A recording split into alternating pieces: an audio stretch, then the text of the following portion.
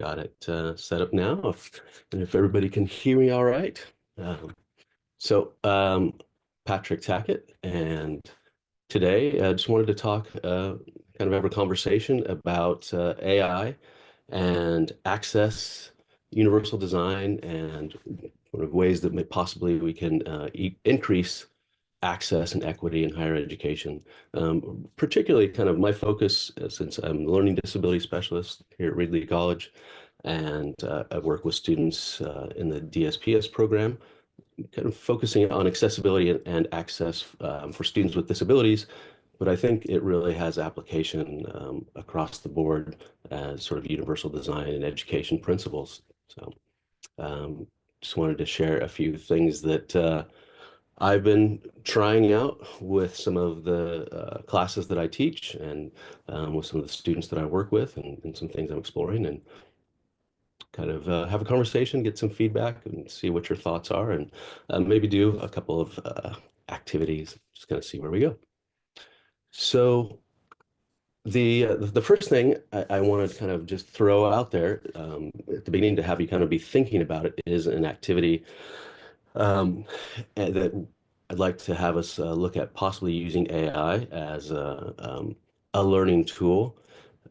So for this is an activity that I've done with my classes, is to kind of come up, have a concept in class, and one that a lot of times maybe students have difficulty um, understanding or remembering accurately, being able to really have strong comprehension, and um, be able to recall that idea from some type of mnemonic device as well when it comes to tests and things like this. So just kind of to be thinking, I want everybody to kind of be thinking about a concept from whatever, area that you teach or that you find yourself working with students.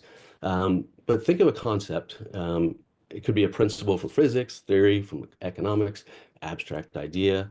Um, and a lot of times, the more abstract the idea, the kind of the more helpful I find this activity can be, because a lot of times students may have difficulty with the real pure abstraction of a concept. What we're going to try to do is change that into something a little more visually concrete, at least. So then the second step would be, once you've come up with a concept, think of how ways that this concept could be represented visually. And so what objects, scenes, activities might depict the idea. Um, and then I want you to try to develop a short text-based prompt to put into one of the AI chat bots, ChatGPT, Copilot, or one of the other AI image design sites like Adobe Firefly. But create a short text-based prompt to have the AI of your choice create that visual representation. And then I want us to kind of talk about what we think, and how that might work, if you can see ways that you could use that in your area. All right. So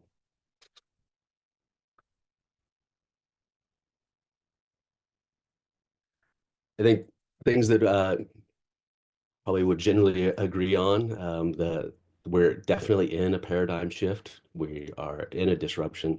I can't think of really much more of a disruptive technology, at least recently, than what AI seems to be doing across the board in so many industries, certainly educationally.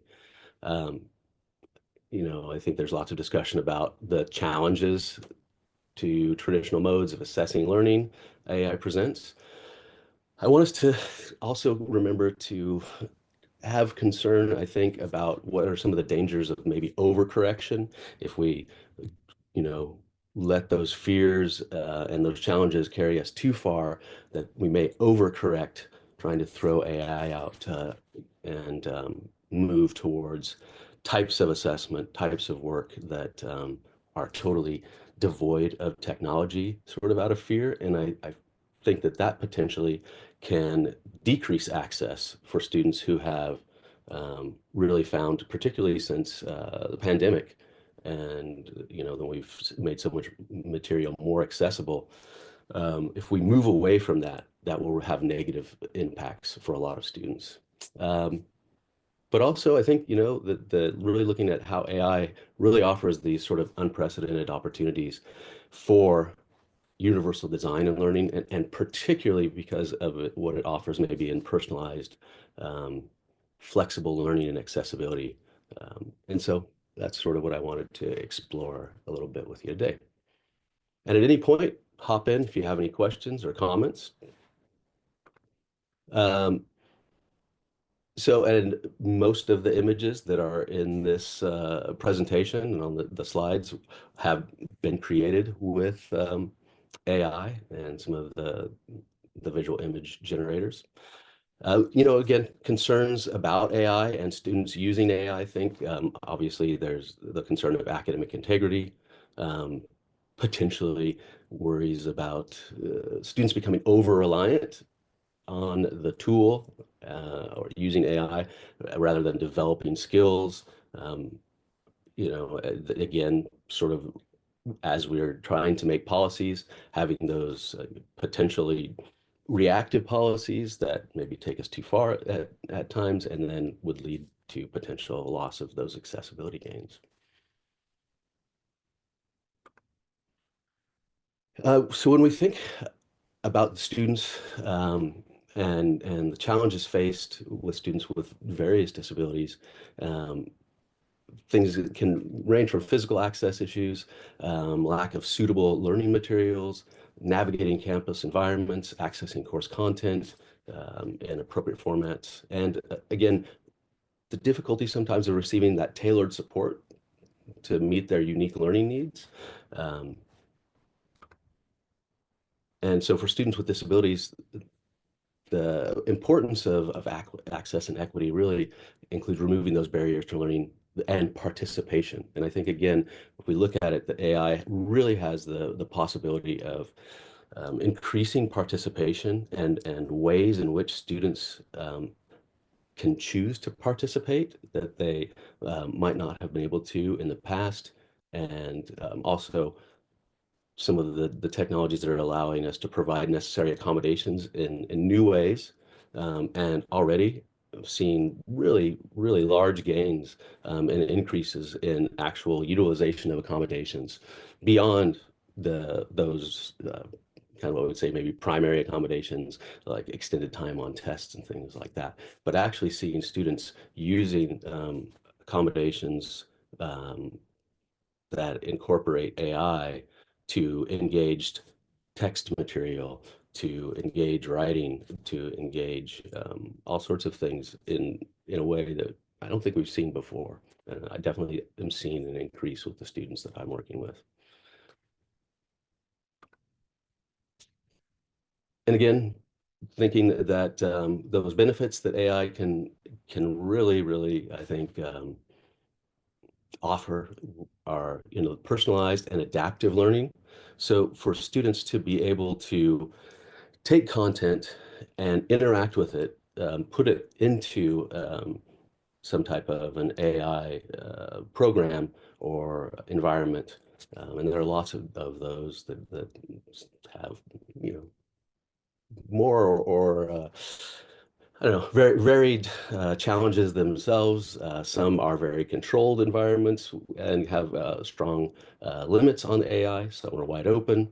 Um, but for students to be able to take material and then alter it in a way that it makes it more personalized for them, more accessible for them, and also that they can adapt the content to their, again, particular learning needs, whether that be vocabulary level, breaking things down into smaller chunks, reordering things, helping to explain things. And actually, I think one of the most beneficial now that ChatGPT is opening up the ability to just have conversations, being able to have conversations in a less threatening environment a lot of time for students who may have barriers that discourage them or make them more self-conscious about engaging in some of those conversations initially in our classroom environments or with some of their peers. AI, I think that uh, can be a safe sort of practice area for them to try having those conversations um, with in sort of what they might feel is a little bit lower stake environment, lower stakes. Um, let's see. Again, AI being able to adapt in real time to meet the needs of individual students. Um, again, sort of being able to modify teaching methods, adjusting the difficulty of level of materials, providing personalized feedback, and helping students with disabilities to achieve their full potential. So just a few of the tools that maybe we'll look at and talk about specifically here today. Um, Goblin tools, Glean, Speechify, ChatGPT, and some of the other AI chatbots. Um, Goblin Tools is a free to use website, goblin.tools, and it has 6 or 7 tools that are set up to assist students, and it specifically is focused on neuro uh, divergent students, or what it calls some neurospicy, and it has tools to help with breaking tasks down into smaller steps and being able to increasingly break those things down into additional smaller steps, and also helping students look at these tasks and find ways to get started. It can help give feedback on the tone of writing, um, help students look at different ways to judge whether or not their writing is professional or rude, or kind of all sorts of different kind of ways in which they can kind of filter through looking at their writing. But it also has a tool that allows students to put in different types of tasks and help get some explanation and get some examples. But it's all a very simple interface. And this is what Goblin Tools looks like. Um, and this is an example of the Magic To Do tool. And again, it uses AI on the back end, but it just has a very simple text interface, and you can put in um, a task. And so it can be some type of a homework assignment. It could be cleaning your garage. It could be getting started on my homework. But and then the student is able to pick the chili pepper level, the spiciness level of how much or how little they want it to break down the tasks for them, and then it will break down the tasks into um, discrete steps, and the spicier that the students choose to have it the response be, the more granular those steps are going to be. And I'm actually seeing that students are finding this really helpful, especially in getting started with assignments or other things where that they really just or feel like they're spinning their wheels. They don't know how to get started. And I would say that this is an interesting one to experiment with, and just take one of your assignment prompts and try putting it in the Magic To Do. There's also a new tool called Professor. Try putting in a prompt or an assignment into that, and see how it breaks it down. Again, I think it's also a good place to have conversations with students about the limits of AI, because it will oftentimes give helpful breakdowns, but then at times it goes too granular to where it almost becomes kind of a parody of something trying to help take things at a step-by-step level, because it literally gets to the point where it'll say, um, stand up, walk over to the garage door, open the garage door, things like that. So it kind of lends itself to the conversation of, you don't want to totally rely on this, and you want to be somewhat critical as you're looking at the information that it's giving to you. Has anybody used Goblin Tools, or have any questions about that? Can you think of any ways that you might? It seems like even having students evaluate the output of Goblin tools and breaking down the steps would be a good exercise in critical thinking as well. If I know in having conversations with faculty that's the number one concern with utilization of AI is removal of the opportunity for students to critically think. But it seems like that might be another way to involve critical thinking is okay, it's fantastic it broke it down into steps. What steps are you thinking you're going to combine? Are there any steps that you feel should be broken down? It just seems like another way to help and utilize AI, but also support that next level of critical thinking. Yeah, Amanda, I agree completely with that. In fact, kind of the thing that I've found most useful about using AI tools in classes, um, doing just that, kind of that metacognitive approach to Mhm. let's look at how is this, what are the steps that it's going through? Let's think about how this thing is thinking. Let's think about how we think about, the different things that we're putting into it. And kind of, and going along with your presentations about prompt design, really thinking about how we get students to think about what kind of prompts they're going to put in there. And then really the great thing too is if they're working on this on their own and they're working in one of those chat bots, being able to just ask it, what are some of the ways I can improve my prompt, and being able to get that sort of, kind of critical thinking conversation going on almost too. And again, I'm not sure, how which of these tools folks have seen, which they haven't. Glean, really quickly, is one that we have at Reedley College available for students in DSPS.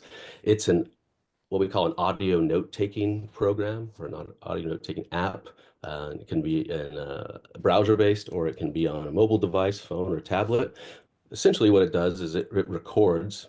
Um, it was designed to record lectures, but I find it's really useful in recording any situation where a student or any of us are getting a lot of information. So I have a lot of students using it to capture the audio recordings of tutorial sessions or their meetings with instructors.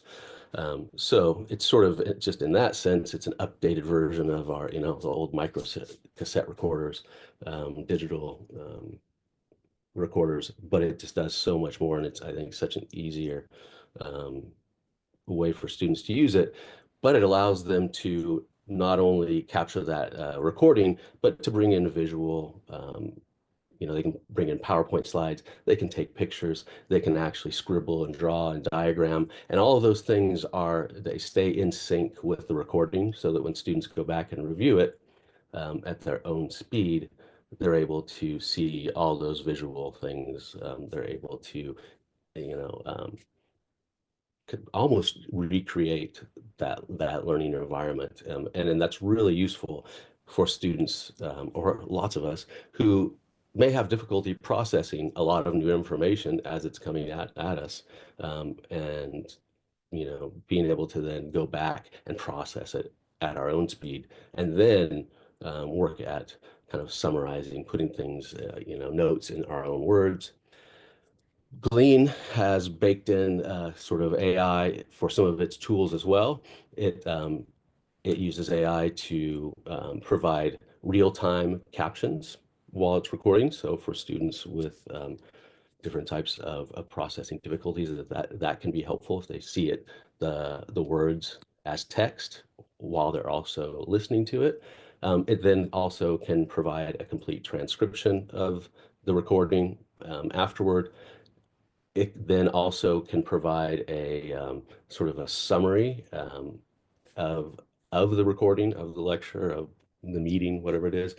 But then the thing that students seem to be finding most useful is that it will analyze that recording and then generate multiple choice study questions on the content, 5 at a time, and then it gives feedback, and then the students are able to either um, retake that test. They can have it generate a new study exam from the material. So it's a students are finding that they like being able to do that at various times just after lecture to help them kind of focus in on what were some of the most important parts of the material, but also then going back and reviewing it too. So um, really finding that this is helping a lot of students that were really feeling overwhelmed for various reasons when they went into classes, and particularly a class that might be very difficult for them for one reason or the other.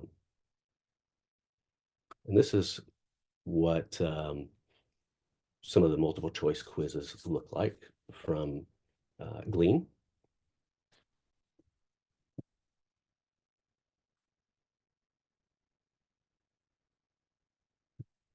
So now, I don't know, so far, any questions about Glean or any of the other tools, or at this point, any concerns? I know I may be seeming very pro AI across the board. In many ways, I am. I do think that disruptive technologies, by their very nature, bring a lot of challenges and can be pretty frightening. But I think that also kind of forcing to adjust to the disruption makes us think very critically about how we do things and how we can present them to students and work with students in new ways. I think so too, Patrick. This is really fun to just be refreshed on all of this. Tell me about Glean. Is it something that we could have here in the Writing Center, or just is this something that just that students have to go to DSPNS and get special permission or a license, or can you just get it like an ordinary person like me? Could I just buy it, or how does that work? Well, first of all, I wouldn't call you just an ordinary person. I think that's far too reductive.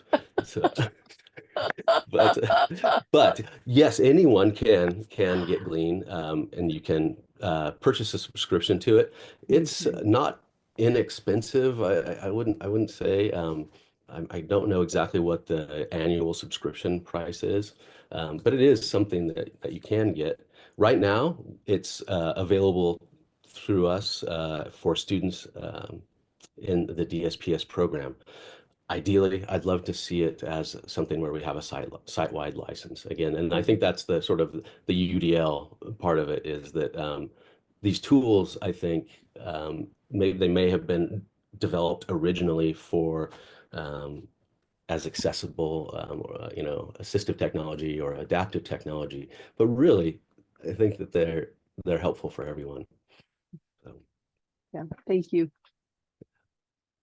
um, and one of the other ones that we've been using is Speechify, and I think it's a really good example of how AI is changing the sort of assistive technology landscape, because we've had Speechify is a text-to-speech program, um, and we've had those for quite a long time now,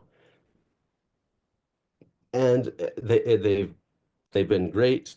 They've been, really essential tools for a lot of students, a lot of people that, for whatever reason, may have difficulty accessing uh, printed or written text. One of, and for those students too that absolutely needed it, um, found that they would use it. But because of the quality of voices, because the voices were oftentimes still very robotic, they a lot of students just they thought it was great and thought it was interesting, but when it came down to actually using a lot of the text-to-speech software that was available, the adoption and perseverance just wasn't great because they would just finally say, the voices are driving me crazy. And so with Speechify is, I think, one of the first tools that really sort of embraced AI voices in an assistive technology and accessibility software. So it now has, I think, something like 130 different voices, which is also a big deal. That with AI, the ability to create new voices for text-to-speech software is literally, it just takes a few minutes. because with Speechify, it's one of those programs where you can actually clone your own voice and then have all your texts read to you in your own voice. I would never want to do that. Um, but the fact that there are all of these choices for voices is really a huge thing because, you know, the tone and the speed and just, tenor of voices actually really impacts how students can work with some information. This is just a sample. Speechify is a web program, but it also you can put it on mobile devices. You can import entire text very easily, um, but also you're able to take pictures in OCR and recognize text on the go. So it's very user friendly for students. Let's see. Are you able to hear that? No. Now you might need to reshare and then select share All computer right. audio. For some reason, they have that extra little step when Yeah. you share, and if you didn't do it when you shared, it won't share the audio. So I thought I did, but it's quite possible I did not. Still, still not, no, right? it's being finicky. All right, darn. I'm sharing it, but for some reason it doesn't seem to be picking it up. Um, I wish I could show you because it actually, I think the voices are pretty impressive. You can go to Speechify and hear samples of the voices. Go to speechify.com and see they do have celebrity voices. You can have Snoop Dogg, Gwyneth Paltrow, Mr. Beast, and they keep adding new celebrities that you can use. But just as an example of how AI is being used in a lot of accessibility and assistive technology software, I thought that that was a good example.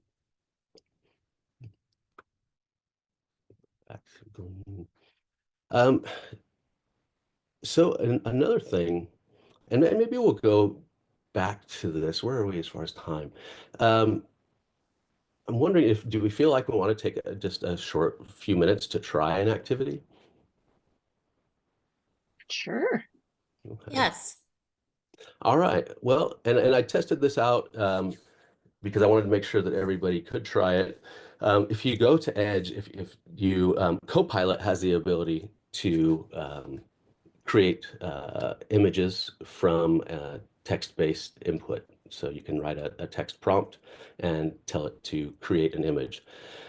So I'd like us to try this, if you don't mind, and to see what you come up with. But think about just a concept or a term or a key idea from whatever it is your area that it might be helpful for students to have a better understanding of and to create some type of a mnemonic device, a better way to recall it. And the theory that I'm going to sort of postulate here is that for students being able to take these abstract ideas and turn them into, something like a visual representation can be a very helpful tool.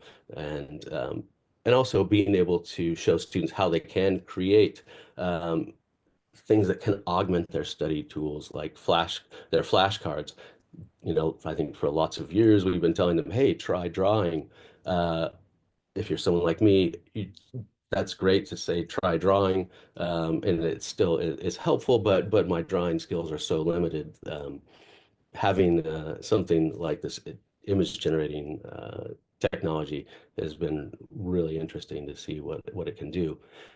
But yeah, I just kind of want to see if you can think of some concept, things that I've done in the past with students is, even trying to understand, okay, thesis statement. How would we try to represent a thesis statement visually, and try to think creatively too, and kind of as a metaphor or an analogy, but how we could somehow represent a concept. So basically, I just want you to kind of brainstorm something, and maybe let's take, I don't know how much time we need. Maybe I guess probably 10 minutes if anybody wants to just open up Copilot in the Edge browser or and then try to craft a prompt. So, and the things, if you haven't tried creating a short prompt to create an image, some of the things you might think about is, well, what kind of image do you want it to be? Is it a photo? Is it a cartoon? Is it a coloring book page? Is it a woodcut? What's the setting? Where is the scene set? Is it a library? Is it a laboratory? Is it in the rain? Is it a stormy field? What are some of those key elements? Who's included? What objects must be included? How might the objects change or interact? Kind of thinking, in that sort of cinematic mode. Is there an atmosphere or overall mood of the image? What colors and lighting will convey this mood? Um, Progression, if it's depicting a change or a transition, how should the progression be visualized? So sort of thinking of kind of those aspects and the sort of more detailed you can kind of create your prompt, probably the better. But really thinking about, okay, what are the different characteristics that could represent this concept visually? Do you feel Um, like Copilot does that best? I noticed you no, referenced Copilot. no, I felt like that, as I was kind of going around, in fact, no, I would definitely wouldn't, I don't think Copilot does it best right now, but I feel like it's maybe the easiest and most accessible free one. I don't know. Sometimes some of the other ones, you have to create an account or something like that.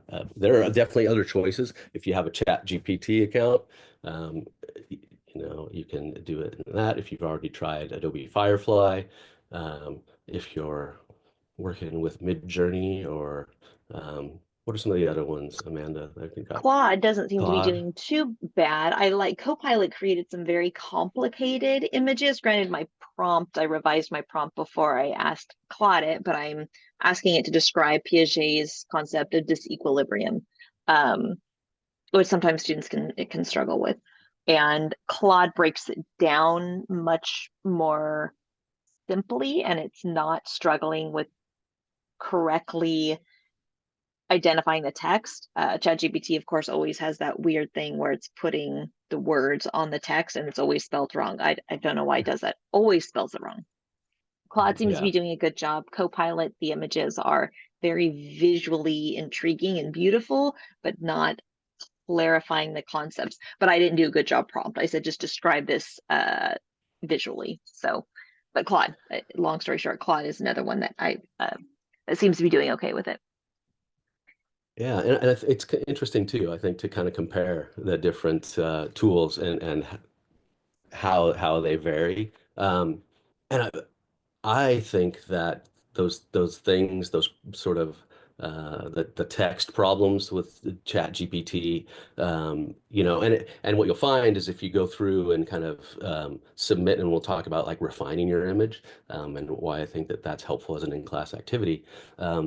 As you go through and with most of these tools, as you kind of go in and try to refine them and add, things to your prompt, eventually they start doing, I don't know if you want to call it hallucinations or making errors or, kind of you get extra limbs or, all sorts of things. But I think that's great. I think that again is just it's really an asset for us in our discussion of sort of the cautions of AI. And again, I think it makes it very concrete rather than, if we just tell students, oh yeah, you've got to be very careful about the textual information you get from AI. Um, a lot of times they think, you know what, it looks great. But if we get them to sort of, well, hey, look at this image. This is the same thing as if you're asking it to write your essay, because there are going to be some problems in there, and your instructors are going to see these things that you're seeing in these images.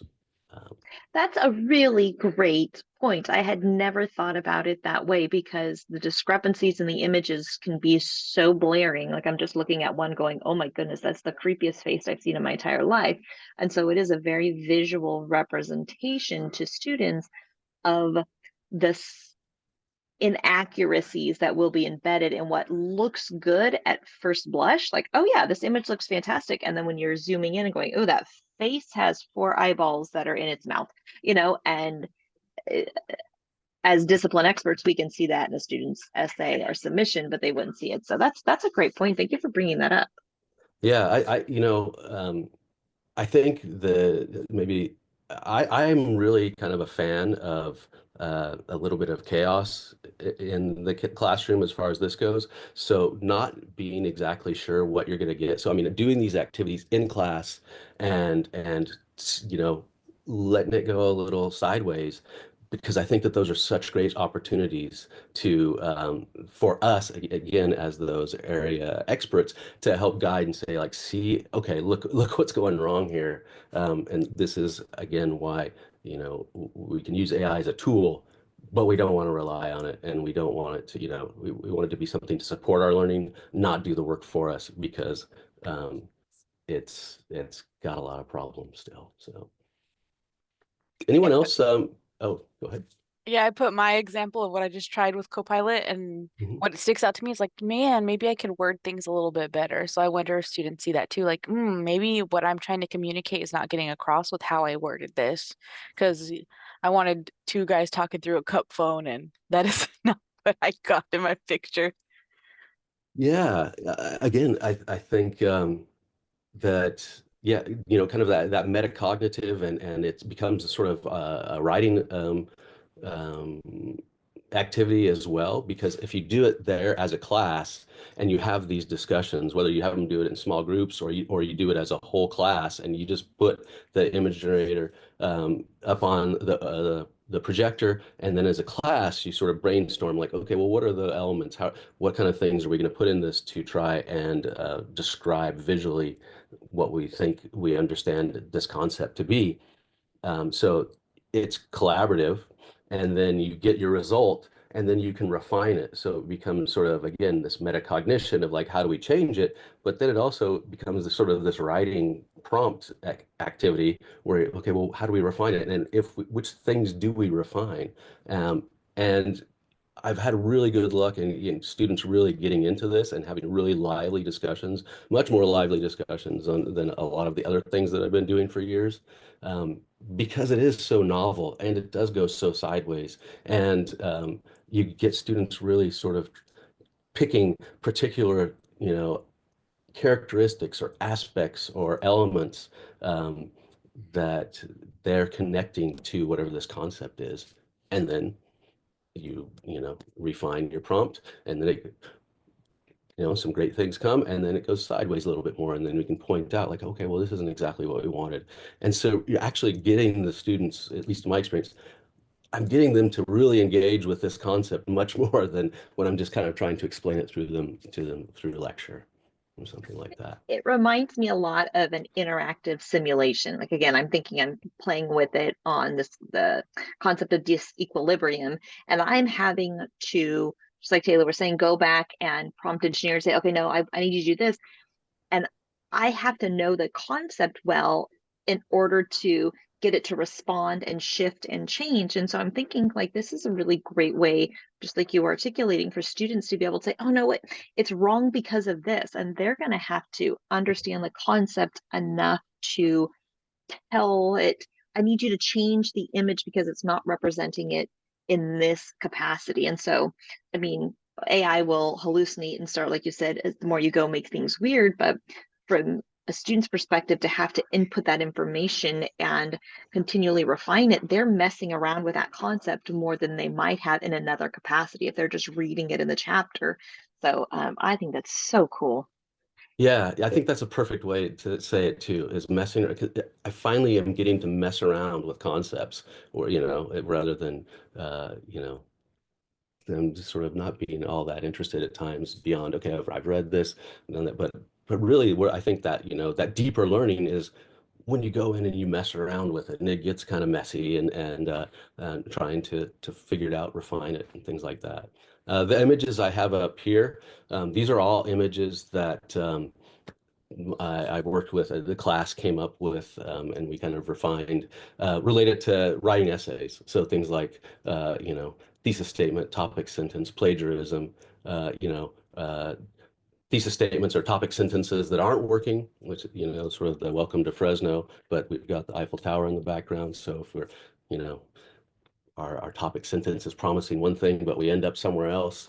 Um, you know, so and these are all images that students as a group kind of came up with and we worked through, and so we ended up having a much more enjoyable discussion about aspects of writing. Um, let's see, and again, I think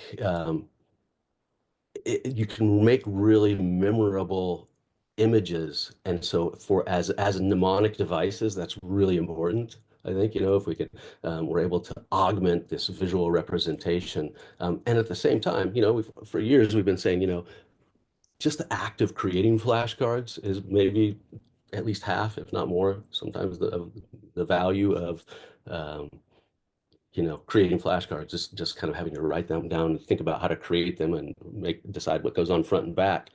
Again, if we really have getting students to work with these visual representations, that it can be the third side of a digital flashcard, um, that working with it and then creating something that is visually meaningful to them is also really something I've found for a lot of students makes mnemonic devices work a lot better. Let me see.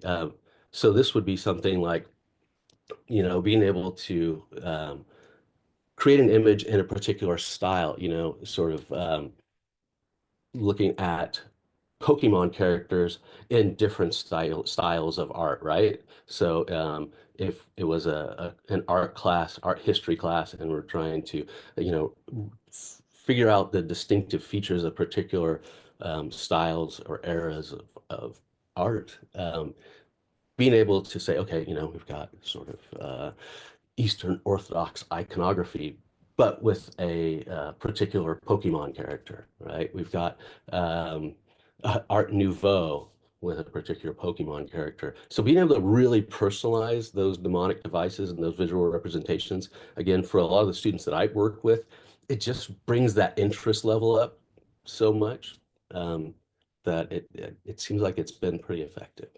Um, again, some of the these are all things that have been created with students in class, working with some of the different image generation. Mostly these are Chat GPT or Firefly.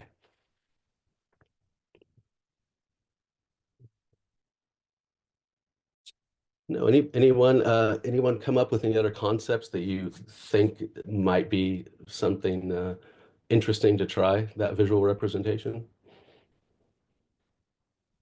I just was fiddling around because our next module in tutor training is about personal literacy and understanding the idea of personal literacy, reading and writing histories, and why it's so important to understand your own and how that impacts you as a learner, and then the people that you're helping as well. So I got a kick out of this. This is fun, man, Patrick. This is fun.